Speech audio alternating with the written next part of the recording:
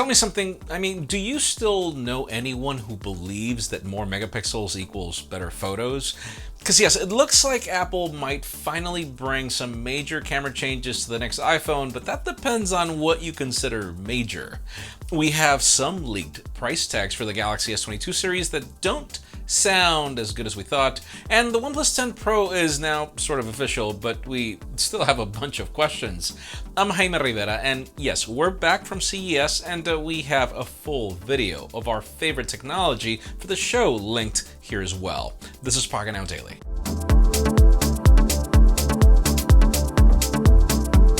The official news today begin with OnePlus and the 10 Pro. Yes, after a very weird and progressive reveal process, their flagship is now official. Just to get the specs out of the way, it starts with a 6.7-inch display with adaptive high refresh rate. It is powered by the Snapdragon 8 Gen 1, 12 gigs of RAM and up to 256 gigs of storage.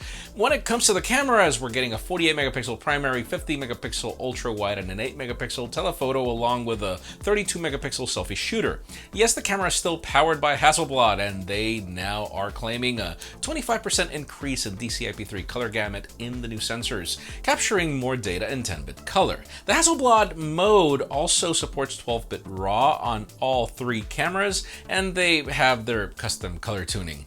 Other specifications of the phone include a 5,000 mAh battery, 80-watt wired charging, and it'll run ColorOS 12. This phone is launching in China tomorrow or later for the rest of the world. We don't have a price tag or exact countries yet. I know this is really weird for OnePlus. Let's hope they figure out that price this time. But alright, let's move on to leaks for the rest of the show, starting with Apple and the upcoming Apple Watch. It's been a while since we've talked about the Series 8, but one of the features we keep hearing about is the body temperature sensor that's reportedly coming, but yeah, that might not be the case. On Mark Gurman's latest newsletter, he claims that Apple may not include body temperature sensing, blood glucose monitoring, or blood pressure capabilities, all of which we've been hearing about for the past couple of years. Now, this doesn't mean that Apple is giving up on the idea of bringing these features to the market, but everything points to it not happening this year. Other rumors mention that we can expect a new version of the Apple Watch Series 8 and the more rugged sport version of the Apple Watch, which would be focused on durability. So yeah, it looks like Apple Watch Series 8, while they focus on their other variants, but hey, I mean, at least we wonder how it's gonna look now. Moving on, let's talk about Samsung and the Galaxy S22 series as we get closer to those rumored dates we've been hearing. We have some new information from Chung where he reveals the price tag for the new lineup. According to him, the base Galaxy S22 is getting more expensive at $899. The S22 Plus will go up to $1099, but the Ultra will remain at $1299. Now, in a separate tweet, he mentions that Sammy wanted to keep the same prices we got last year, but they had to increase the price by $100 due to the chip shortage and the Qualcomm chips they're using this year. And yes, that's also why the Galaxy S21 FE was priced the way it was, even if Samsung wanted to price it lower. And while we're on the topic of chips, there's been a ton of back and forth lately saying that the latest Exynos is delayed, forcing Samsung to use only Qualcomm chips for their new phones. And if you notice, there has been no announcement. But Samsung just put out a statement saying that it's not delayed, that they plan to unveil it at the time of the launch of the new smartphone, and that there's no problem with the AP's production and performance. Multiple leaks hint that this is happening on February 8th, so let's see what happens during the rest of January. And finally, for the hottest news today, let's talk about Apple and the iPhone 14, which has been getting a lot of coverage pretty early, kind of like the iPhone 13 did last year.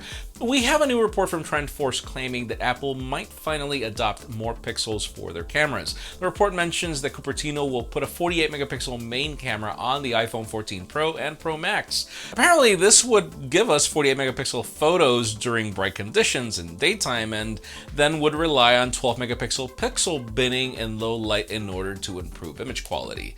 Of course, it's not clear how Apple plans to implement this, but other flagships like the S21 have been using this technique for so long that we know Apple is late, though we know that they get it right most of the time.